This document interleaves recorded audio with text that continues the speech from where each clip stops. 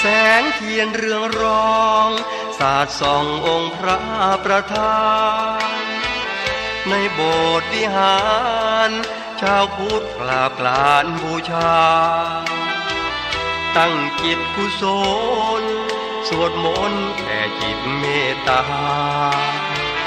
ฟังเทศนาทำให้ธรรมะส่องใจแสงธรรมอำไพส่องใจให้เกิดปัญญามองเห็นปัญหาว่ามาจากเหตุอันใดดับเหตุต่างๆปัญหาทุกอย่างหมดไปดวงจิตแจ่มใสกิเลสน้อยใหญ่เบาบางนาทีปัญญาสมาอาภาแสงแห่งปัญญาแจ่มจ้าพาใจสว่างภายนอกภายในปัญญาเห็นได้กระจ่างสัมมาปัญญาเสริมสร้างตามทางพระศาสดาแสงเทียนเรืองรองสาดส่องมืดหมอกหายไปแสงธรรมส่องใจขับไล่กิเลสนาจิตใจผุดผ่องเมื่อมีแสงธรรมส่องมาหมดอวิชชากิเลสตัณหาหมดไป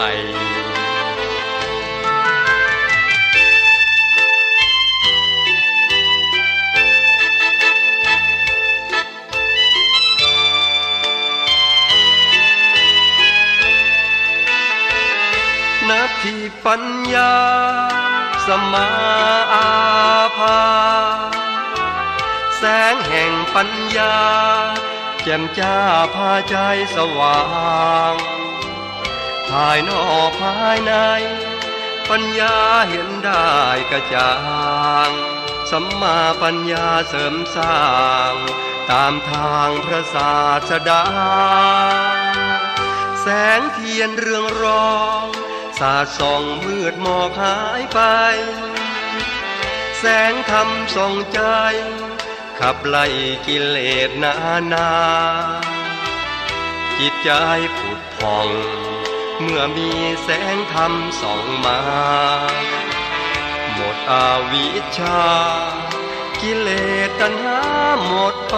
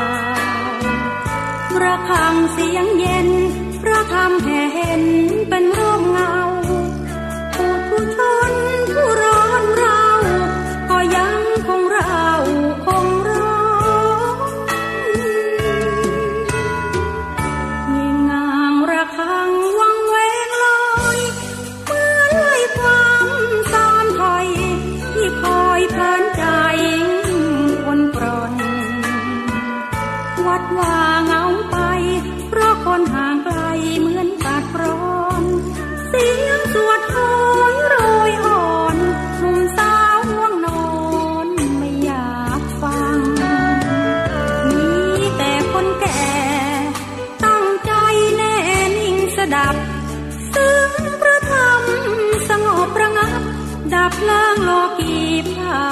ยพังสื่อการต่อไปคิดแล้วหัวใจก็น่า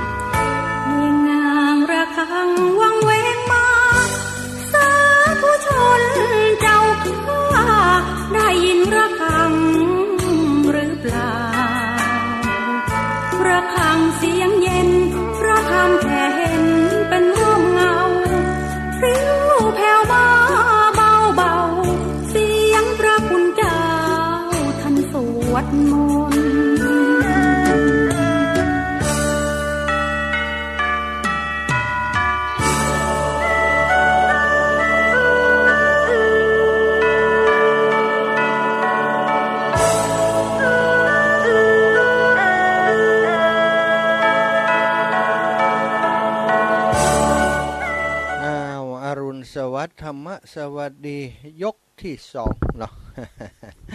ยกที่สองก็ตั้งแต่ตีสี่ปลายเนาะปีตอนนี้สปอตโฆษณาของสถานีต่างๆก็เรียบร้อยลงไปเขาก็มาพบปะกันต่อสถายปล่อยแม่ตั้งหลายเจ้าวันนี้ต้องจัดรายการแทนครูบาอาจารย์3 ชั่วโมงด้วยกันเพราะฉะนั้นก็ต้องพักเบรกพักเสียงเวลาเทศพื้นเมืองนี้มันได้ใจเสียงเสียงสูงเสียงต่ำเสียงเวลาเขาใจเสียงอยู่อย่างนั้นเป็นชั่วโมงมันก็ทำให้เสียงแหบเสียงแห้งไปเหมือนกันเนาะต้องอาศัยดื่มน้ำจิบน้ำไป โอ้ตังใดจ้าฝั่งมาเตียนเนออันนี้บัดตาเตือบ่ฝั่งมาอย่างเตือเดี๋ยวก็สักปลายชั่วโมงก่อนบ่จากที่ไหนราชการเจ้าจากจังใหม่เจ้าเมืองจังใหม่เจ้าแม่อย่างนี้แม่ศรีลาดีวงมาศเจ้าแม่ศรีลาดีวงมาศเจ้าอย่างก็เดี๋ยวท่านอยู่เชียงใหม่นะเจ้าอยู่ลำปางนี่แม่ศรีลาดีวงมาศไปหอมช่วงนี้เด็กไปไหนร่างตาไม่ค่อยดีเจ้าจะหอมเสียงกันอีแม่อยู่ไกลว่าถ้าอีแม่โอนได้ก็เข้าบัญชีก็ได้เพราะอันตามสปอตโฆษณานะบัญชีก็ใช้บัญชีของโรงเรียนเนอะอีแม่เข้าบัญชีท่านได้ก็เดี๋ยวอีแม่มีเลขที่บัญชีเฮากะท่านมีกะเจ้าไปหอมท่านหรอกเอาเลขนั้นก็ได้เขาจะอันโอนเข้าโรงเรียนให้อีแม่แฮมกัมเมื่อวานใส่โถเข้าไปเนาะเจ้าอีแม่เจ้าสาธุเนอะสาธุเนอะสาธุบุญรักษาโยมแม่ศรีลาเจ้าเยอะเพิ่มเมืองเชียงใหม่เจ้าเอาเพิ่มเมืองเชียงใหม่เนาะสาธุเนอะเจ้าฟังท่านตลอดเลยท่านมาเมื่อใดขอบคุณอีแม่หลายๆเนอะไปกูเต๋อกับไปนอนวัดไฟหินให้นะแม่ถ้าไปเชียงใหม่เจ้าสาธุเนาะเดี๋ยวเข้ารายการก่อนเนอะสาธุเจ้าตาเป็นท่อยหินไปไหนไม่ได้ลำเดียวรักษาเหียนเนอะอันตรายรักษาไม่ได้7 ปีแล้วท่านเนาะประเดี๋ยวนี้ไปไหนไม่ได้มันตะกอนนะตะกอนไปไหนได้หมดไปวัดไหนได้ถ้าเจ้ามีอย่างเจ้าก็ถอนท่านไปนะขอบคุณอีแม่นักเนอะช่วยรวมโดยช่วยกันบุญรักษาอีแม่เนาะจะขอเข้ารายการก่อนเนอะโยมแม่คนอื่นก็ฟังเตือนนะเนาะยกเว้นคนเดียวก่อนเนี่ยกันเดียวจะบ่ได้อู้กันให้หมด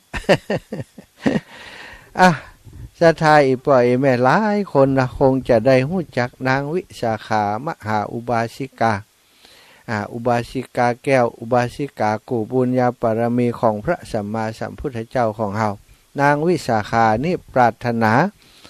จะเป็นอุบาสิกาแก้วอุบาสิกาที่เลิศกว่าคนทั้งหลายเนาะอย่างใดบัตรตาเตือนเด้อตู้ขออนุญาตปิดโทรศัพท์ก่อนเด้ออีแม่เด้ออย่างก็เฮากระเดียวก่อนกะเดียวปุ่นนะเวลาตีสี่5 45 นาทีก่อนเนาะแบ่งเวลากันอย่างนี้ถ้าโทรมาติ๊กๆก็บ่ได้อู้อย่างกุ้มกับฮับโทรศัพท์นะอีแม่ขอกำไปที่จะโทรมาช่วงนี้นะฟังเตี้ยอดเอากำเนาะตะกี้อู้ถึงไหนแล้วนะอู้ถึงมหาอุบาสิกานางวิสาขามหาอุบาสิกานี้เปิ่นตั้งความปรารถนาตั้งแต่อดีตพระพุทธเจ้าตั้งแต่พระสัมมาสัมพุทธเจ้าองค์ก่อนและศรัทธาหลายภพหลายชาติที่เกิดมาสร้างสมบุญญาบารมีไปหันพระพุทธเจ้าแต่งตั้งอุบาสิกาว่าเป็นผู้เลิศกว่าอุบาสิกาทั้งหลายที่ถวายทานมีความเลื่อมใสในพระพุทธศาสนานางก็ตั้งความปรารถนาไว้ มาในภพนี้จัดนี้เนาะก็ได้เกิดในตระกูลของเศรษฐีแล้วก็ได้มาอยู่ในเมืองสาวัตถีที่พระสัมมาสัมพุทธเจ้าของเฮาประทับอยู่สาวัตถีนี่มีหลายวัดเนอะศรัทธาญาติโยมวัดบุพารามแล้วก็วัดเชตวันเนาะวัดเชตวันที่อนาถปิณฑิกะเศรษฐีอยู่เมืองนี้มีอุบาสกอุบาสิกาที่เป็นเลิศกว่าอุบาสกอุบาสิกาทั้งหลายอยู่ถึง2 ท่านด้วยกันอุบาสิกาก็คือนางวิสาขามหาอุบาสิกานางวิสาขานี่จะไปวัดอยู่ตลอดนะไปวัดของท่านอนาถก็ไปวัดของตัวเก่าก็ไปพระพุทธเจ้าอยู่ที่ไหนนางวิสาขาก็ไปที่หันอยู่เสมอใช่ไหมมีอยู่คราวหนึ่งนางวิสาขาพร้อมกับหญิงผู้เป็นสหายแล้วก็ลูกหลานไปด้วยกัน500 คนไปรับอุโบสถแล้วก็ไปวัดกับนางวิสาขานางวิสาขาถามหญิงที่เป็นผู้ใหญ่ที่เดินไปด้วยกันว่าพวกท่านรักษาอุโบสถปรารถนาสิ่งใดก็ได้รับคำตอบจากอันแม่หญิงที่อายุนักแล้วตั้งหลายเหล่านั้นว่าอันปรารถนาอยากจะได้สมบัติอันเป็นทิพย์นะคนเฒ่าคนแก่นี้ปรารถนาจะไปสวรรค์ปรารถนาได้สมบัติอันเป็นทิพย์สถาอิปอิเมตทั้งหลายแล้วก็ถามแม่หญิงรุ่นกลางลงมาแหมรุ่นกลางลงมาว่าท่านรับอุโบสถศีลปรารถนาเพื่อปรารถนาอะไรอย่างนะคนเฒ่าคนแก่ที่อายุนักแล้วปรารถนาทิพย์สมบัติอันเป็นทิพย์ถามแม่หญิงรุ่นกลางคนว่าต้องการปรารถนาอะไรอย่างมูนี้บอกว่าปรารถนาอยากให้สามีนั้นมีใจเดียวฮักเดียวใจเดียวบ่มีแม่หญิงอื่นมาแนบข้างแกมข้าง แสดงว่ารุ่นนี้นี่ปวดใจลึกนะจะทานหรอกปวดใจมักจะไปมีเมียน้อยมีกิ๊กมีอย่างต่างๆเนี่ยสมัยนางวิสาขาก็มีแล้วรุ่นนี้เนาะสมัยก่อนนี่ปวดใจก็มีหลายใจเหมือนกันเฮ้ยเนาะนางวิสาขาถามมันแม่หญิงรุ่นกลางคนที่มีสามีแล้วเนี่ยก็บอกว่าบ่อยากให้มีแม่หญิงอื่นมาร่วมสามีตัวนั่นศรัทธาทั้งหลายแล้วก็ถามแม่หญิงรุ่นที่แต่งงานแล้วใหม่ๆว่าเธอทั้งหลายนี่รักษาอุโบสถศีลนี่ปรารถนาสิ่งใดนะแม่หญิงหมู่นั้นก็ตอบว่าโอ้ปรารถนาได้ลูกหัวปีเป็นผู้ชายอิวะศรัทธาลูกหัวปีลูกต้นปี ลูกหัวปีลูกเก้าอีนะมีอสบ้านอาตมาภาพบัดเดียวอายุนักแล้วเพิ่นเป็นคนบักเก่าแล้วไปเป็นอสอยู่อำเภอนายอำเภอเป็นคนไทยเนาะถามว่าพ่อทองมีลูกกี่คน พ่อมีลูกกี่คนนี่นะโอ้พ่อมีลูก3-4 คนเอก4 คนอีนะลูกคนหัวปีอีละลูกคนเก้าอีนะลูกคนเก้านี่เป็นประจาย นายอำเภอก็งงไอ้อย่างลูกคนเก้าอะไรนะพ่อลูกคนเก้าลูกคนหัวปีนะอีนะโอ้นายอำเภอก็งงนะเพราะว่าลูกหัวปีอีกก็เข้าใจลูกคนหัวปี ลูกคนต้นมือนี่เหรอลูกคนหัวปีลูกคนต้นมือนะอีนะเป็นลูกผัวใจนะลูกคนหัวปีนี่ก็เหมือนกันนางวิสาขาถามแม่หญิงติดแต่งงานแล้วหญิงรุ่นติดแต่งงานแล้วใหม่ๆเนี่ยเธอรักษาอุโบสถศีลเพื่อปรารถนาอะไรอย่างเขาว่าปรารถนาลูกผัวใจลูกเก้าของเธอเป็นผัวใจ ถามแม่หญิงที่ยังสาวๆอยู่ก็ได้รับคำตอบว่าอยากจะแต่งงานตั้งแต่ยังสาวนี่จะตา ไม่อยากจะเคินหางบ่อยากจะขึ้นก้างเนาะขึ้นคานอีกบ่อยากจะขึ้นคานอยากจะแต่งงานตั้งแต่ยังเป็นสาวๆเนี่ยนี่ล่ะเมื่อถามตลอดแล้วก็จึงพาแม่หญิงเหล่านั้นไปเข้าเฝ้าพระพุทธเจ้าแล้วก็ถวายเล่าเรื่องราวนี้ให้กับพระพุทธเจ้าได้ทรงทราบ พระพุทธองค์ก็ได้ตรัสว่าโอ้วิสาขาธรรมดาความเกิดความแก่ความเจ็บความตายนั้นเป็นเหมือนกับนายโคบานโคบานกับคนเลี้ยงงัวเลี้ยงควายเนี่ยกะเสียทางที่ถือไม้ค้อนต้อนโคไปเสียทานึกภาพเอาถือไม้แช่ถือไม้ค้อนต้อนโคต้อนงัวต้อนควายไป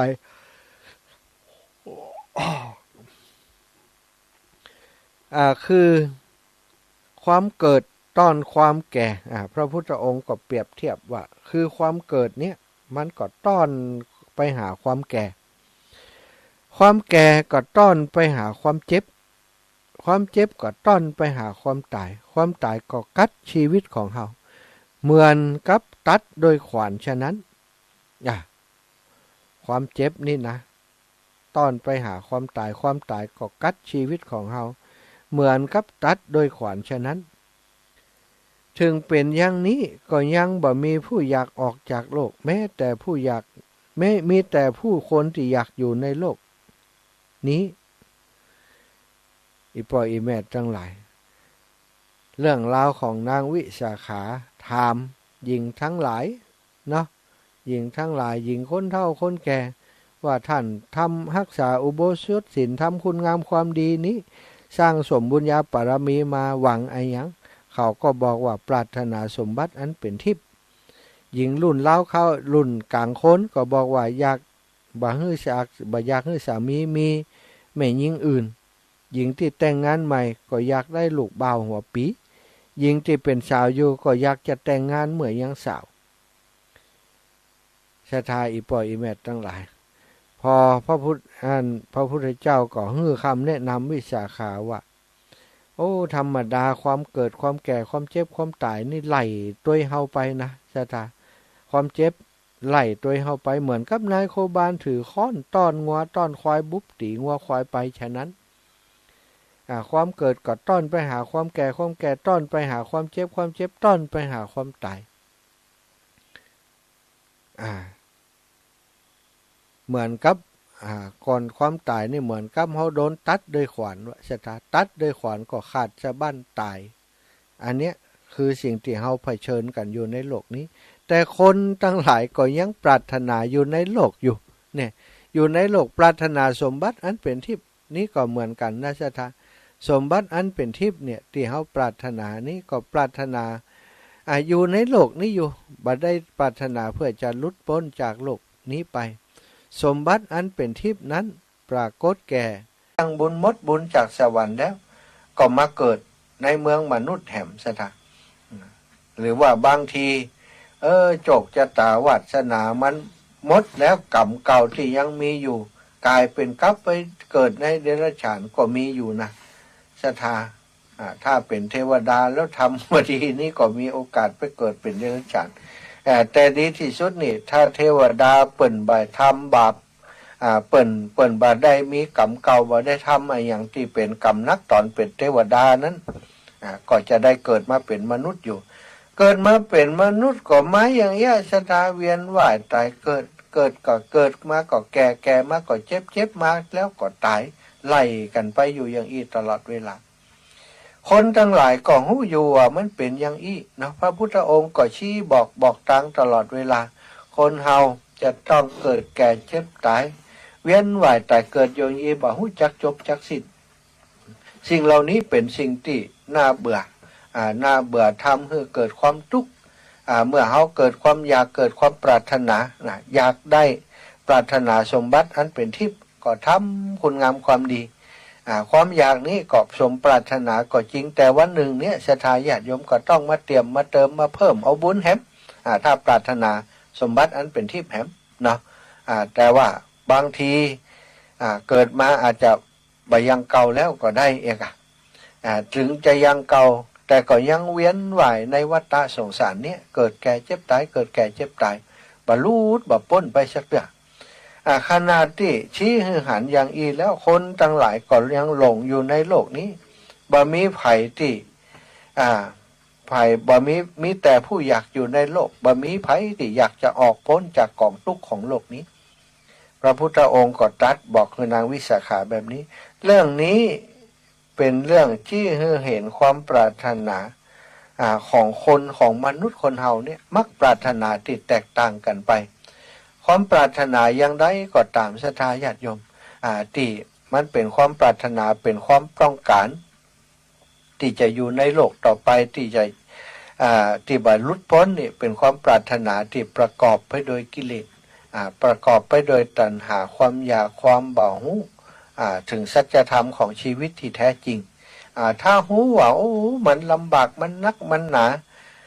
ถึงอย่างที่ว่าเนี่ยปรารถนาสมบัติอันเป็นทิพย์เนี่ยมดเสียงสมบัติอันเป็นทิพย์แล้วก็ต้องมาเกิดแห่งใหม่อยู่ดี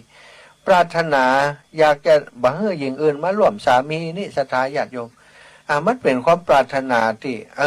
ถ้ามันมีได้ก็ดีว่ามีได้ก็ดีถ้ามีก็ทุกข์ละนี่ ถ้าสามีไปมีคนอื่นก็ทุกข์อกทุกข์ใจแล้วนะทุกข์อกทุกข์ใจแล้วเป็นสิ่งที่เฮาควบคุมบ่ได้แล้วถามแม่หญิงติดแต่งงานแล้วต้องการลูกคนหัวปีเป็นปัจจัยถ้าบ่ใจปัจจัยมันก็ทุกข์แห่มาอย่าได้มันเป็นปัจจัยเป็นแม่หญิงแห่มาอีน่ะถ้าทายปล่อยแม่บ่พอใจในสิ่งที่มันเกิดขึ้นบ่ได้ทำทุกสิ่งทุกอย่างเป็นไปตามธรรมชาติอันนี้ปรารถนาอันนี้อยากได้อย่างอันอย่างอีกพอได้สมปรารถนาก็ดีไปถ้าบ่ได้สมปรารถนามันก็ทุกข์อันนี้ชีวิตคนเฮาทั้งหลายอีปล่อยอีแม่ทั้งหลายมนุษย์คนเฮาก็ปรารถนาอย่างนี้ไว้ของอีปล่อยอีแม่ทั้งหลายปรารถนาปรารถนาอยากจะได้สมบัติอันเป็นทิพย์เพราะว่าเฮาอายุนักแล้วเวลาตายไปนี่ก็ขอให้ไปอยู่สวรรค์ไปอยู่ชั้นฟ้าพุ่นเถอะนะก็พยายามสร้างสมคุณงามความดีรักษาศีลปฏิบัติธรรมฟังน้ำฟังธรรมน้อยคนที่ฟังน้ำฟังธรรมแล้วปฏิบัติรักษาศีลอุโบสถศีลแล้วหวังที่จะหลุดพ้นนะหวังที่จะหลุดพ้นหรือว่าตั้งใจเพื่อจะคัดเกลากิเลสของตัวเองให้ได้หันทำตามความเป็นจริงหันความเกิดหันความแก่หันความเจ็บหันความตายหันอนิจจังความเป็นอนิจจังความบ่เที่ยงหันความทุกขังการที่ทนอยู่บ่ได้เมินอยู่ได้สักแป๊บเดี๋ยวก็หายไปความเป็นอนัตตาของชีวิตถ้าเฮาค้นพบหมู่นี้ตามสัจธรรมที่พระพุทธเจ้าได้ตรัสเอาไว้เกิดแก่เจ็บตายสิ่งหมู่นี้แล้วเฮาปฏิบัติเพื่อจะหลุดพ้นจากโลกนี้ไปจนเป็นพระอริยบุคคลชั้นใดชั้นหนึ่งเป็นพระโสดาพระโสดาบันสกทาคามีอนาคามีหรือว่าพระอรหันต์เหล่านี้นี่จึงเป็นสิ่งที่จะถูกต้องศรัทธาญาติโยมแต่ถึงวันนี้เฮามีกิเลสเฮามีตัณหาเฮามีความอยากอย่างอยู่มันก็จะวนเวียนอยู่อย่างเงี้ยคนที่ยังมีความทุกข์เนี่ยก็ยังปรารถนาอยู่ในโลกอยู่นะศรัทธาคนที่มีเวลามีความทุกข์แล้วฆ่าตัวตายนั้นนั่นเขากลัวความทุกข์ศรัทธาญาติโยมกลัวความทุกข์บักกล้าเผชิญกับความทุกข์พอมีความทุกข์แล้วฆ่าตัวตายกลายเป็นวิบากกรรมเกิดมาจากใดก็จะฆ่าตัวตายอยู่อย่างนั้นกว่าจะพ้นไป500 จาดปุ่นศรัทธาจะสังเกตเห็นว่าบางเตือนเนี่ยทำไมมีคนฆ่าตัวตายคนนี้พยายามฆ่าตัวตายเป็น10 ครั้ง20 ครั้งจนสุดท้ายประสบความสำเร็จก็คือฆ่าตัวตายได้แท้อย่างศรัทธาคนหมู่นี้นี่ถ้าถามความจริงแล้วก็คือปัจจัยว่าเป็นคนกล้าคนอย่างนะศรัทธาเป็นคนที่กลัวความทุกข์กลัวความทุกข์อยากจะพ้นจากความทุกข์นี่หาวิธีออกจากความทุกข์ผิดวิธีการที่ฆ่าตัวตายนั้นเป็นการอัตวินิบาตฆาตกรรมฆ่าตัวเก่าเนี่ยเป็นบาปนักอย่างหนึ่งเหมือนกันแต่คนที่มันมีชีวิตเขาเปิ่นมีชีวิตอย่างอันมีจิตใจอย่างอันนี้ส่วนใหญ่แม้กระทั่งอายุ70 80 90แล้วยังบางคนยังฆ่าตัวตายอยู่นี่วิบากกรรมซะนะบางคนจะหลุดพ้นอยู่แล้วเนี่ยจะหลุดพ้นคือจะตายคนเดียวอยู่แล้วเนี่ยไปฆ่าตัวตายแสดงว่าบ่เข้าใจสัจธรรมของชีวิตที่แท้จริงว่าชีวิตความทุกข์ก็อยู่ได้บ่เหมือนความสุขก็อยู่ได้บ่เหมือนที่อยู่ได้เหมือนก็คือความเป็นของพ้นจากทุกข์และสุขซะท่าบ่ว่าทุกข์บ่ว่าสุขบ่ได้อยู่ในการยึดถือของ คนคนนั้นนะก็คือพระอรหันต์เท่านั้นสถาบัติดบัยึดทุกข์บัติดสุขก็คือพระอรหันต์เนาะทางที่จะไปสู่พระอรหันต์ความเป็นพระอรหันต์ได้ก็คืออริยสัจสี่ทุกข์สมุทัยนิโรธมรรคความจริงนี่ทุกข์เริ่มก่อนเมื่อมีทุกข์ก็ต้องมีทางดับทุกข์เนาะมีความดับทุกข์เมื่อมีความดับทุกข์ได้มันก็จะต้องมีหนทางที่จะไปสู่ความดับทุกข์นั้นนะใช่ไหมเนาะเอาละอันนี้ก็คือเรื่องราวของ เพื่อนของนางวิสาขามหาอุบาสิกาอีกเรื่องหนึ่งวันนี้นำธรรมปทัตถกถาธรรมบทมามาเล่าให้ชาตาฟังก่อนแล้วกันเนาะเพราะว่าเวลามันมีถึง3 ชั่วโมง ก็ขั้นรายการไปจากกันไปเอาเรื่องเบาๆสบายมามาจากเรื่องเครียดเรื่องนักบางครั้งบางทีคนเฒ่าคนแก่ฟังแล้วก็โอ้สัตว์อาจารย์อีแม่นี่มันตึงไปบ่ไหวแล้วนะขอเอาแค่สวรรค์อย่างที่ว่านี่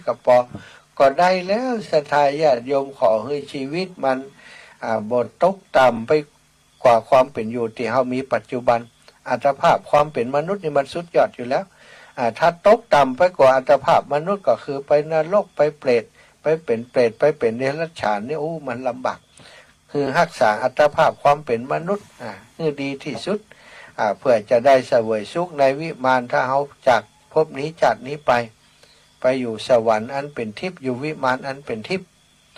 ถ้ามันจะเสี่ยงบุญจากสวรรค์ก็ขอให้ได้เกิดมาเป็นมนุษย์แค่นี้ก็พอเนาะความปรารถนานั้นตั้งความปรารถนาไว้ก็ทำหน้าที่ทำให้ดีที่สุดเท่านั้นศรัทธาคือหน้าที่ของเราอีกเรื่องหนึ่งนั้นเป็นเรื่องของทารก500 คนมักจะมีเรื่องเกี่ยวกับ500นี่นะศรัทธามันก็ไม่ใช่500ทวนโจร500นี่อาจจะมีสัก100ก็ได้200ก็ได้แต่มันเปิ่นบ่นับนะคนสมัยก่อนเนี่ยเป็นตื้อเป็นโกดเป็นกองนะโกดกองมันตื้อเนี่ยมันเป็นลักษณะที่ไปด้วยกันหลายๆไปด้วยกันนักเนี่ยเกิน10เกิน20ขึ้นไปเปิ่นก่อนนับร้อยนับพันแล้วติดตามนางวิสาขาไป500มันก็ไม่ใช่500ทวนศรัทธาอาจจะสัก100 200อย่างก็ถือว่า500นั่นเรื่องทารก500 คนก็เหมือนกันอาตมาคิดว่ามันไม่ใช่500ทวนนะเป็นประมาณกันว่าจะนักกว่า500ก่อนแล้วไปมันเป็นอย่างเนาะ มีวันหนึ่งพระพุทธเจ้ากับพระภิกษุ500 องค์และพระมหาเถระ80 องค์เสด็จไปบิณฑบาตในกรุงราชคฤห์พวกเด็กๆ500ได้ถือกระเช้าขนมออกจากเมืองมาเที่ยวไปในสวนในวันมหรสพในวันมหรสพละอ่อนเนาะคนหนุ่มหนุ่นสาวเล็กๆทั้งหลายละอ่อนทั้งหลายพ่อแม่ก็ทำขนมนมเนยให้ใส่เสื้อผ้าใหม่ควงงามแอวกันชะตาเป็นกลุ่มเนาะเป็นกลุ่มในสมัยก่อนจะได้แอวก็ต่อเมื่อมีงานมหรสพนะของเมืองนอกจากนั้นก็คือการงานช่วยงานกับพ่อกับแม่ไปบ่มีเวลาได้แอวได้แหวกจะได้แอวก็ต่อเมื่อมีงานมหรสพอันนี้ก็มีมหรสพก็ได้ไปเที่ยวในสวนได้อุทยานที่เปิ่นจัดมหรสพถือข้าวนมสื่อกระเช้าข้าวนมออกจากเมืองเที่ยวไปในสวนวันมหรสพผ่านหน้าพระพุทธเจ้าไปพระพุทธเจ้าเดินผ่านมหาละออนก็เดินสวนผ่านไปพระพุทธเจ้ามีพระภิกษุสงฆ์โตยคนไปหยับศรัทธาตลอดถึงพระมหาเถระแห่ง80 องค์พระพุทธเจ้าตรัสถามภิกษุทั้งหลายว่าพวกเธออยากกินข้าวนมก็อีวะ พระพุทธเจ้าถามภิกษุทั้งหลายพวกภิกษุทั้งหลายก็ทูลว่าโอ้จะกินข้าวนมจากที่ไหนพระเจ้าค่ะพระพุทธองค์ก็ตรัสว่าพวกเธอได้หันพวกเด็กๆถือกระเช้าขนมผ่านหน้าเข้าไปก่อนพวกภิกษุทั้งหลายก็ว่าโอ้หันพระเจ้าค่ะแต่ละออนหมู่นั้นน่ะจะถวายขนมให้แก่ไผพระองค์ตอนนี้ก็ขนาดพระองค์เนี่ยขนาดผ่านหน้าพระองค์ไปขนาดผ่านหน้าพระมหาเถระไปนี่ละออนยังบ่สนใจเลยหัวล่อต่อกระซิกอู้กันกับหมู่เขาเท่านั้น พระพุทธองค์จึงตรัสว่า ถึงเด็กๆพวกนั้นบัถวายเฮาหรือว่าพวกเธอก็ตามแต่ภิกษุที่เป็นเจ้าของขนมกำลังตุยก้นเฮามานะเฮาควรจะฉันขนมก่อนจึงไปว่าอันชะทา เมื่อพระองค์ตรัสอย่างอันแล้วก็พาภิกษุทั้งหลายไปประทับนั่งที่ร่มไม้ต้นหนึ่งใกล้ๆบ่พอไก่จากหนต่างสักเท่าใดก็นั่งพักผ่อนอยู่ใต้ต้นไม้นั้นเด็กๆทั้งหลายก็เดินต่อไปปรากฏว่าคณะที่เดินต่อไป ทัดจากพระพุทธเจ้าไปนั้นบ่ปอบไก่นักเท่าใดได้ไปปะกับพระมหาเถระผู้หนึ่งนามของท่านชื่อว่ามหากัสสปะเถรเจ้าที่เดินตามหลังมาละออนทั้งหลายหมู่นั้นก็เกิดปิติยินดีที่หันพระมหากัสสปะก็พากันยกกระเช้าขนมทั้งหลายทั้งหมดนั้นติดติ้วมาหอบหิ้วกันมานั้นไปถวายแก่พระมหากัสสปะเถระพระมหากัสสปะเถระจึงสั่งให้ละออนหมู่นั้นว่าให้นำขนมไปถวายพระภิกษุสงฆ์ทั้งหลายโดยมีพระพุทธเจ้าเป็นประธานภิกษุทั้งหลายก็จึงพากันพอละออนหมู่นั้นเอาขนมไปถวายพระพุทธองค์แล้วก็หมู่ตลอดถึงพระสงฆ์ทั้งหลายแล้วภิกษุหมู่นั้นก็เลยได้พากันตำหนิติเตียนว่าโอ้ละออนหมู่นี้นี่พวกนั้นถวายเพราะเห็นแก่หน้าบ่ได้เห็นแก่หน้าพระพุทธเจ้าเลยว่าอย่างอันพระพุทธเจ้าเดินผ่านมาแต่บัดถวายแต่ว่ากลับไปถวายกับภิกษุเช่นกับพระมหากัสสปะเสียได้พระพุทธเจ้าได้ฟังอย่างนั้นก็เลยบอกว่าโอ้อันภิกษุทั้งหลายบุตรของเฮาย่อมเป็นที่รักของเทพพยดาและมนุษย์ทั้งหลายมนุษย์และเทวดาทั้งหลายย่อมบูชาบุตรของเฮานี้ด้วยปัจจัยสี่บุคคลใดรักผู้ที่สมบูรณ์ด้วยศีลและทัศนะผู้ตั้งอยู่ในโลกุตละธรรมเก่าผู้เห็นแจ้งสัจจะสี่ผู้ปฏิบัติตามสิกขาบทชื่อว่าเป็นผู้มีบุญพอตัดเทศนานี้จบเด็กพวกนั้นที่ฟังอยู่ทั้งหมดสถาญาติโยมทั้งหลายก็ได้เป็นพระโสดาบันเรื่องนี้เป็นเรื่องที่จี้ฮือหันว่าพระมหากัสสปะเถระนั้นเป็นที่รักของเทวดาและมนุษย์ทั้งหลายเป็นพิเศษแม้กระทั่งเด็กๆทั้งหลายที่หันก็มีความฮักในพระมหาเถระเจ้าคนเฮาบางคนก็มีคนรักตนนับถือตนเหมือนกันแบบนี้ใช่ไหมแต่ว่าพระมหาเถระพระมหากัสสปะเถระเจ้านี้เป็นผู้ที่เป็นที่รักของเทวดาและมนุษย์ทั้งหลายมีหลายเรื่องที่เกี่ยวกับพระมหาเถระกัสสปะเถระเจ้านี่ใช่ไหมอย่างนางเทพธิดาเข้าตอกนั้นเทพธิดาองค์นี้นั้นยะเข้าตอกยะเข้าสาลีอยู่สถาญาติโยมพระมหาเถระเจ้าไปเดินผ่านไปทุ่งเข้าสาลีของนางก็ได้ทำเข้าตอกเนาะเข้าตอกเอาเข้าสาลีมาทำเป็นเข้าตอกเอาถวายใส่บาตรพระเถระพอใส่บาตรแล้วก็เกิดความปิติปีติใจพระเถระเจ้านั้นเปิ่นได้ออกจากสมาบัติมาใหม่ๆออกสมาบัติก็คือปฏิบัติธรรม7 วันเข้าฌานสมาบัติ7 วันพอออกมาแล้วได้โพธนางเป็นคนแรกเป็นเจ้าแรกทำให้บุญกุศลผลที่นางได้นะจึงเป็นผลบุญกุศลที่ใหญ่หลวงเมื่อนางได้ตายจากจะโดนงูชกเนาะนางเดินกลับมากลับไปบ้านหลังจากที่ถวายเข้าตอกแด่พระมหากัสสปะเถระเจ้าแล้วก็เดินไต่คณามาโอ้ปรากฏว่ามาสวนต่างกับงูเห่าใช่ไหมงูเห่าอยู่ในจอมปลวกเลื้อยออกมาซุบใส่กันพอดีก็เลยชกเข้าไปที่เท้าของนางนางคนนั้นก็ล้มลงไปสิ้นใจตายขาดใจตายอยู่ในที่นั้นโดยพิษของงูซึ่งพอสิ้นอัตภาพจากมนุษย์ดวงวิญญาณก็ล่องลอยขึ้นไปสู่สวรรค์ นางก็เหมือนกับรับแล้วตื่นว่าอันสถาปรากฏหานภาพตัวเก่านี้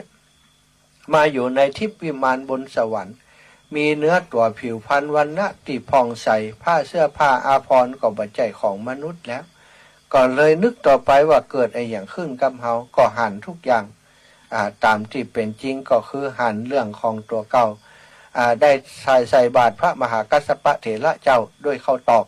แล้วก็เดินทางไปถูกงูกัดพองูกัดแล้วก็ละอัตภาพมนุษย์มาเกิดบนสวรรค์เหมือนกับชั่วลับแล้วตื่นนั้นปรากฏอยู่บนวิมานทิพย์ก็หันว่าวิมานที่ตัวเองได้นั้นบ่ได้จากบุญอื่นเลยใช่ไหมได้จากการที่นางได้ถวายเข้าตอกแต่พระเถระเพียงกำมือนึ่งเท่านั้นโอ้นี่ผลบุญนักหนามหาศาลเมื่อนางได้สมบัติแบบนั้นแล้วเนาะก็ได้กึดถึงว่าโอ้เฮาจะต้องทำบุญให้นักยิ่งขึ้นก็เลยคิดว่าใจเนี้ยอย่างใดดี ก็มีความหันว่าเฮาควรจะกลับลงไปในเมืองมนุษย์ไปตีอันพักของพระเถระเจ้าตอนที่เปิ้นออกไปบิณฑบาตไปปัดไปกวาดตั้งน้ำฉันน้ำใจไว้ให้เปิ้นอุปถากอุปถัมภ์พระมหาเถระซึ่งมีบุญคุณูปการต่อตัวเฮาการที่เฮาได้ทิพย์สมบัตินี้ก็เพราะพระมหากัสสปะเถระเจ้านางก็เลยเหาะลงมาจากสวรรค์วิมานของตัวเก่าลงมาที่ใกล้กับกุฏิของพระเถระหันมากวาดมาเพียวมากวาดมาปัดมากวาดศาลาที่พักธรรมให้สะอาดไม่เอี่ยมอ่องตั้งน้ำฉันน้ำใช้ไว้ให้เพียบพร้อมบริบูรณ์ซึ่งขณะนั้นพระมหากัสสปะเถระเจ้าไปบิณฑบาตอยู่สถานบ่ฮู้ว่าไผมาเนี่ยกลับมาวันที่พระมหาเถระกลับมาถึงกุฏิก็วันนี้สามเณรหรือว่าพระรูปใดมาทำความสะอาดให้เข้าท่าดีจ้ะวันนี้บ่ได้ทำความสะอาดเองแล้วนะพระมหาเถระก็นั่งฉันเข้าฉันอย่างเรียบร้อยก็นั่งสมาธิปฏิบัติธรรมของเปิ่นไปตามปกติวันต่อมาไปบิณฑบาตกลับมาก็เหมือนอย่างอันสะอาดเหมือนเดิมวันที่สองที่สามวันที่สี่ก็อยากจะหู้ว่าตกลงมันเป็นพระเนนตนใดมันแต่มันว่าไม่เนี่ยเฮาบ่หันสักวันอย่างใดวันนั้นก็เลยออกไปบิณฑบาตจ้าน้อยหนึ่งศรัทธาญาติโยมนางเทพธิดาหันพระภิกษุส่งไปบิณฑบาตกันทึดๆแล้วก็คิดว่าพระมหาเถระก็คงจะไปแล้วปันนี้นะปกติลงมาเวลานี้ก็บ่หันท่านแล้วก็มาเพี้ยวปัดกวาดเช็ดถูเพี้ยวปัดกวาด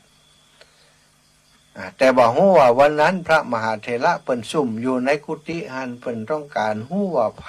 เป็นคนมาทำความสะอาดให้เปิ่นเพราะบ่ปรากฏตัวบ่หันสักเตียนางเทพธิดาลงมาก็มีแสงสว่างเทพธิดานี่ไปที่ไหนมีแสงสว่างเปล่งประกายตลอดเนาะแสงสว่างที่เป็นแสงที่ออกมาจากตัวของนางเทพธิดานั้นหลอดช่องกุฏิหลอดช่องประตูกุฏิของท่านพระมหาเถระเข้าไปตั้งในกุฏิแสงสว่างแจ้งวับพระเถระพอหู้อย่างอันก็ได้ถามออกไปว่าอันนั้นแสงไอหยังอันนั้นเสียงไม่กวาดไผ่มากวาดอยู่ที่กุฏิของเฮานี่นางเทพธิดาพอได้ยินพระเถระถามอย่างอันก็ตกใจพอตั้งสติได้ก็ได้กล่าวออกไปว่าข้าพเจ้าคือนางเทพธิดาเข้าตอกนางเทพธิดาเข้าตอกผู้ที่ได้เทพธิดาเข้าตอกเป็นไผพระมหาเถระก็ถามไปนางเทพธิดานั้นก็บอกว่าข้าพเจ้าตอนที่เป็นมนุษย์อยู่นั้นได้ถวายข้าวตอกแด่ท่าน1 กำมือปัจจุบันนี้ข้าพเจ้าอาศัยการทำบุญกับพระมหาเถรตอนนั้นพระมหาเถระตอนนั้นปัจจุบันนี้ข้าพเจ้านี้ได้ไปเกิดอยู่บนสวรรค์ได้เสวยทิพย์วิมานอยู่บนสวรรค์พุ่นเจ้าพระเถระก็ว่านางเทพธิดาท่านเป็นคนที่มาตั้งน้ำฉันน้ำใช้แล้วมา ปฏิบัติปัดปู่ดูแลสถานที่แห่งนี้กาได้มาปัดมากวาดมาเช็ดมาถูกาในวันที่ผ่านมานางเทพธิดาก็ยอมรับว่าวันที่ผ่านมาแม่นแล้วเจ้าค่ะพระมหาเถระก็เลยบอกว่าตั้งแต่นี้ต่อไปท่านบ่ต้องมาที่นี่แหมเนอะบ่ต้องมาทำหน้าที่แบบนี้แหมบ่ใช่หน้าที่ของท่านที่จะต้องมาทำอย่างอีกพระภิกษุสงฆ์ตั้งหลายคนตั้งหลายถ้าทราบว่าพระเฮามีอุปถากเป็นนางเทพธิดามาทำหน้าที่ปัดกวาดเช็ดถูให้อย่างอีต่อไปตั้งหนา ก็จะถูกข้อละหานินทาได้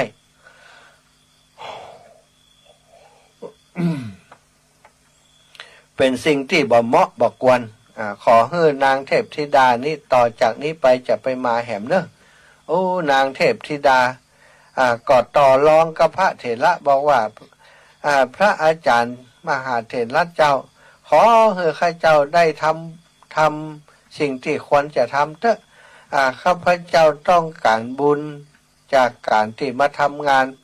ปฏิบัติปัดกวาดคือกับพระมหาเถระนี่บ่ได้มีเจตนาเป็นอย่างอื่นเจ้าค่ะมาโดยความเคารพด้วยความนับถือด้วยความเลื่อมใสพระมหาเถระบ่ได้ขอร้องให้ข้าพเจ้ามาด้วยตัวเองขอให้ท่านพระมหาเถระอนุญาตให้ข้าพเจ้าได้ทำหน้าที่ตรงนี้เถอะพระมหาเถระก็บอกว่าบ่ได้มันบ่เหมาะมันบ่งามคนตั้งหน้าพอหู้เรื่องราวอย่างอีก็จะตินีฉินนินทาสาวกของพระพุทธเจ้าในอนาคตไปได้นางเทพธิดาก็อ้อนวอนอยู่อย่างนั้นพระมหาเถระก็เลยบอกว่าโอ้นางเทพธิดานี้เป็นอย่างใดนี่ตึงบอกหู้เรื่องกัน อย่างมันลึกแต่ว่าบอกหู้เรื่องแล้วนี่เนาะก็พระเถระก็ไปบอกละบอกน้อยละไปเถอะกำนี้ไปมาแหมซ้ำนะนางเทพธิดาก็ตกใจคิดว่าพระมหาเถระโมโหแต่จริงๆแล้วก็แกล้งโมโหไปอย่างนั้นชะตาพระอรหันต์ว่ามีความโมโหโกรธาอยู่แล้วไล่นางเทพธิดานั้นไปบอกว่าไปให้ได้หันแหมนะไปมาแหมซ้ำนะดีก็ได้บ่ดีก็ได้อย่างใดเนี่ยไป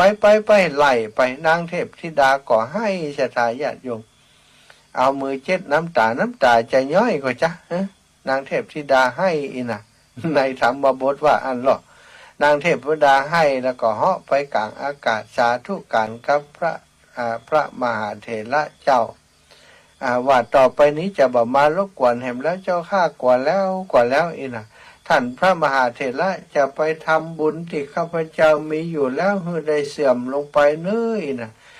เป็นว่ากว่าบุญจะเสื่อมนะที่จะได้ไปอยู่สวรรค์นะกว่าจะเสื่อมไป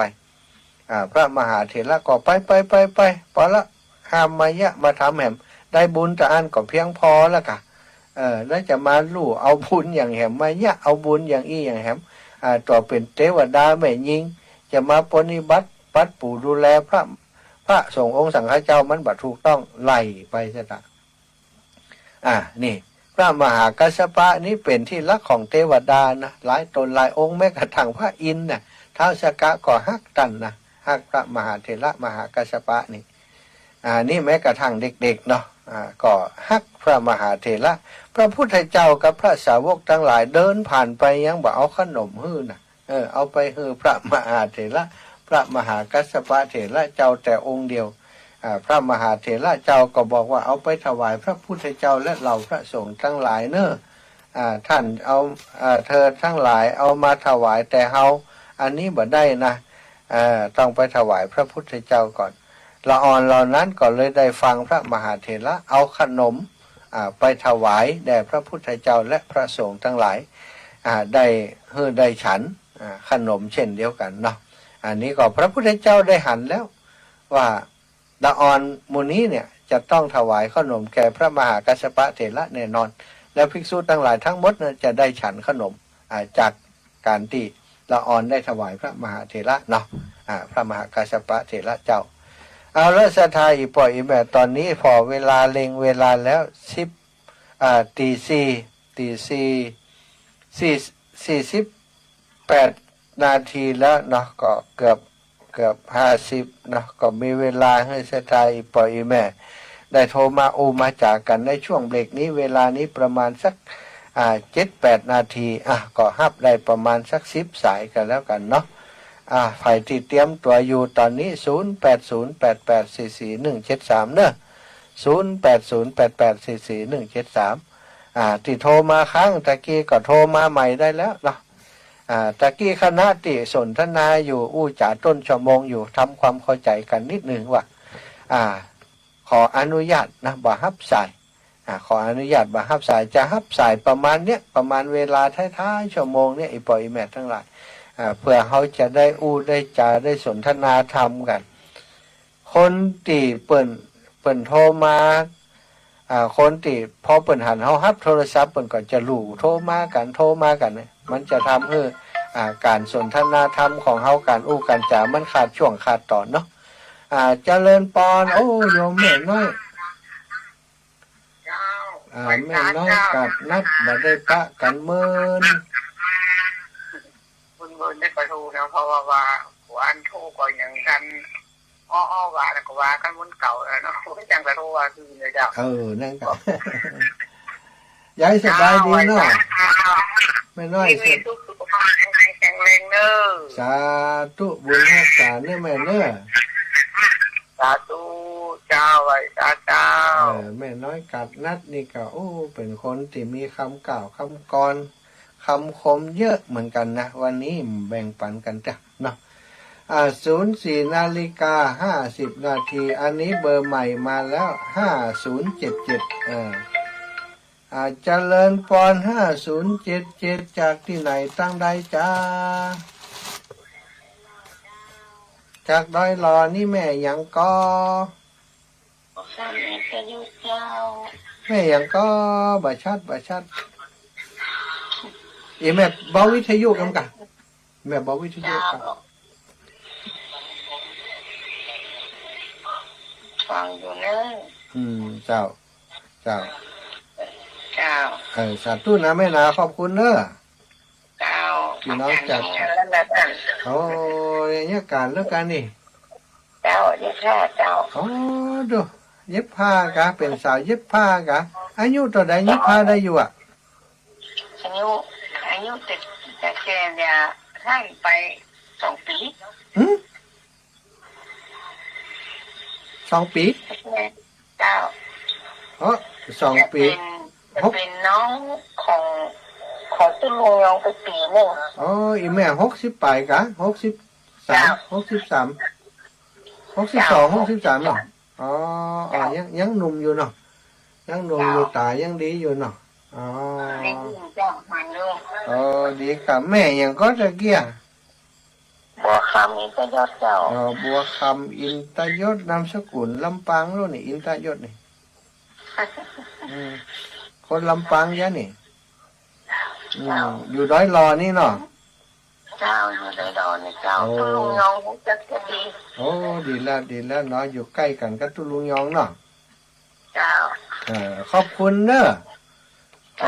ขอบคุณโยมแม่โยมปีบัวคำนันตยศพี่สาวอาตมาอินตะเนาะปินก็ว่าอินตะยศเจ้าสาธุเนอะสาธุบุญรักษานี่เป็นสาวยิบจักได้อยู่อันนี้หนุ่มอยู่61 62นี่ก็ยังถือว่ายังบ่แปลงแห่งนักอยู่เนี่ยการเนี่ยงานทำงานได้สบายอยู่เนาะห้องตัวลูกตัวหลานนะแม่บัวคำอินตยศนะอายุนักหนาแล้ว60ปลายก็ถือว่าเป็นแม่ย่าแม่ยายแล้วเนาะห้องตัวลูกตัวหลานเพิ่นไปบัดได้ห้องว่าอายุแกก็กันปี2 ปีห้องเป็นแม่แกล้ำไปก้าอีน่ะศรัทธาก็เข้าใจว่าห้องตัวลูกตัวหลานเข้าไปเนาะเฮาเป็นแม่เป็นย่าเป็นยายแล้วมาห้องกันเป็นปีเป็นน้องเป็นอ้ายเป็นอาวบางแต่มันลูกหลานฟังอยู่ก็ว่าอีแม่จะได้ตู้ห้องแม่อีปี้ อันนี้เบอร์ใหม่แหมเบอร์ขอบคุณเนอะวันนี้มีเบอร์ใหม่นักให้8793จากที่ไหนอีแม่จากจมตอมเจ้าแม่สุแก้วปีแล้วกันยาที่เจอกันนั้นวัดพระธาตุ ไปอยู่ดอยสุเทพตอนนั้นนะเจ้า อ๋อเป็นละสัญญาติโหพี่น้องจอมตองตีอันวันตีวันอันวิสาขะนะแม่เนาะ เจ้าที่ อ๋อ เดินแบบ จอมตอง เจ้า วันนั้นอีแม่อยู่ถึงค่ำก็ ฮะ อยู่ถึงค่ำก็วันนั้น หัวค่ำเจ้ามาจำตองอยู่เจ้า โอ้เจ้า มาแวะวัดไอ้หนองเหลียงแล้วก็มาแวะจำตองเจ้า อ๋อดีมีงานหลายตีเนาะวันนั้นใส่บาตรแล้วก็ลงมาอีกเนาะ เจ้า สาธุเนอแม่บุญรักษาแม่เนอ ตามไปสาเจ้า แม่สุแก้วเปรสัญญาสาธุแม่เพนคนสู้ชีวิตเอ้าว่าไป ไปสาเจ้าท่านนะฮะเจ้า เอ้าว่าวันนี้มีอย่างมาฝากมาแบ่งปันคนสู้ชีวิต แสงไฟแล้วเนาะ เอ้าได้ เจ้าไปสาเจ้าแสงไฟสว่างตาแสงธรรมะสว่างใจสว่างตาด้วยแสงไฟสว่างใจด้วยแสงธรรมเจ้าฟังชัดเจนทุกเรื่องจากทำอาหารเด้อ สาธุ ธรรมะก็ม่วนฟังงบ3 โมงมาแล้วเด้อ เอา เจ้า นะคนอูก็ เจ้า ม่วน ไป ใคร สาเจ้า คนอูกับม่วนประทุกใครรับไปด้วย อู้ไปรู้จะรับอยู่นะอีแม่เจริญปอนแม่ฟองไม่ใช่แล้วแม่นี่วันใหม่วังมนนี่ เจ้าไปสาเจ้า อ๋อเจ้าอีแม่สาธุ มาตั้งจังไรเนี่ยจำรู้ต่างครั้งธรรมะ เอารู้ตั้งแหละปนเลิศปเตอล่ะสถานีพระธาตุนี้เนาะ นี่เจ้า โอ้ ครั้งวันข เป็นว่ามาอยู่เชียงใหม่เป็นสาวเชียงใหม่อยู่หลายวันอยู่กันนี่ ำกันนะอันวันที่ยังหัว5 หัวจะได้ติดเจ้า อ๋อแล้วยังสตางค์ยังเด็กเจ็ดช่างแต่เราอ่ะพูดว่าเอาเนี่ยเจ้าถ้าใกล้จันนี่ก็เลยอัน ใกล้ มาเอาเนี่ยเจ้าให้เจ้าจำเพราะว่าไล่จื่อมันยังไปเสียเนาะไปถึงเป็นเสียเนาะ รายชื่อวันนั้นได้ประกาศไปแล้วของเราแล้วของ เจ้า แม่ เจ้าอ่ะนั่นตอนตีไปบอกเจ้าถ้านี่มาบอกถ้าบอกร้องจะเอาไปวังหน้าเนาะ เจ้าอีแม่เอาไป เจ้า นั่ ไป นเล เลี้ย ย งลู นะ กเจ้า เจ้าสาธุบุญรักษาแม่เนอแม่เอ้ยบ้านใหม่วังมนสาธุสายของโยมแม่ฟองเมืองมาล่านะเอามาแหมใหม่เนอะตะกี้บัดตันฮับมันตูดก็ข้างสายกันอยู่เนาะแม่ฟองเมืองมาล่าบ้านนาน้ำมันสันเมืองยาวมีข่าวดีอะไรมาแจ้งบอกมาเลยอีแม่เนาะวันนี้มีหลายสายที่เป็นสายใหม่บอกเคยได้โทรมาหากันกำแต่ตะกี้แม่สุแก้วเปละสัญญาอีเนาะจอมตองวันก่อนไปปะกันที่พระธาตุดอยสุเทพพุ่นน่ะ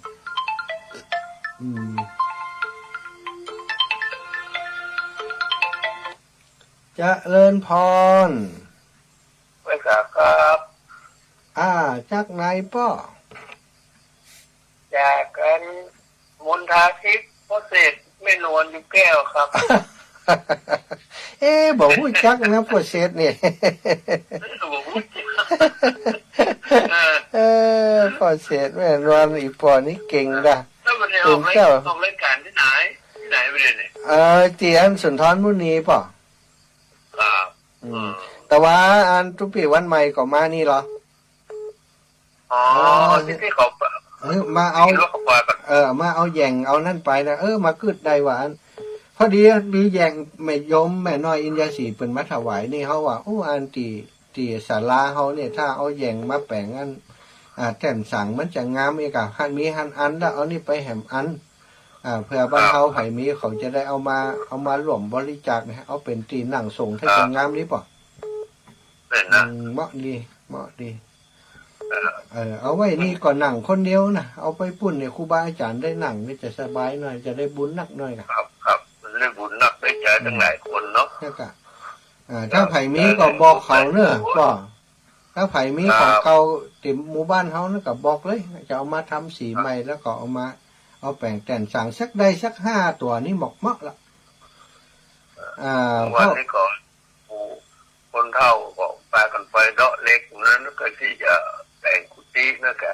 นักการให้กาจะไปแอลพออยู่ตอนเปิ้นแปลงนะจะไปเปลี่ยนสลาด้วยเปิ้นดู เออสาธุสาธุขอบคุณอีกปอเด้อ ภาษาครับเป็นกำลังใจนะครับ จะเรียนปอนปอ ครับภาษาครับ สาธุพี่น้องตังดอยหล่อโทรมาฟ้องอย่างอีกดิพี่น้องบ้านเหล่ามนทาทิพย์มาแล้วแม่ฟองเมืองมาล่า3 สายกว่าจะฮับได้ แล้ว อ่ะ อัน เจ้า นี้ได้มาดันพระอาจารย์มันนี่วันที่1ที่2คนเลยเนาะเขาจะอันเอาโอนไปให้เนาะ เจ้า1 ที่ 2ก็เนาะ เพราะว่าเดี๋ยวนี้มันก็ราคาได้ปันป่ายอยู่ โอ้จะเอาหมื่นกะ แล้วน่ะเอาไปเห็นน้อยอย่างถ้ามันได้ผมจักน้อย นะเผื่อคนนั่นมาคนนี้มาทีหลังเนาะจะได้หลบล้อมผลต้อง เจ้า เจ้า สาธุท่านอาจารย์ สาธุ ไปมาผ่านตันฟังธรรมมาได้ตันจะกรรมอ่ะ โอ้ตื่นขวายไปหน่อยกะมันเป็นยังกะ ว่าขวายเพราะว่าญาการจงลูกจะไปกาดเจ้าเนาะ โอ้อีแม่ตื่นกี่โมงน่ะ 3 โมงปลาย ดูโอ้ละออนเขาขายของล่ะ ขายของเจ้า ช่วยลูกช่วยหลานไปเนาะ โดยลูกโดยหลานไปแล้วก็แล้วก็ปิกมาประจันจะกำได้ตันกับอันนี้ได้ตันกับตั้งไป เป็นยังเดี๋ยวได้แหมอยู่เดี๋ยว เจ้า 5 โมงถึง 6 โมงแหมชั่วโมงอยู่ไหมเนาะ ของท่านอาจารย์นี่ เจ้าแม่วันนี้ท่านอาจารย์ใหญ่เป็นมาอยู่เพื่อนนั้นติดงานอิ่ม โอ้ชามรถชามมันชามยังเลยเนี่ยวันเนี้ยรถชามจ่ายเลยเนี่ย รถ3 ชั่วโมงเนี่ย 3 ชั่วโมงนะ วันนี้ลึกหน่ โอ้ อย วันนี้ตีรวดเลยเนี่ย เจ้าอีแม่ เจ้าสาธุเด้อ สาธุบุญฮักษา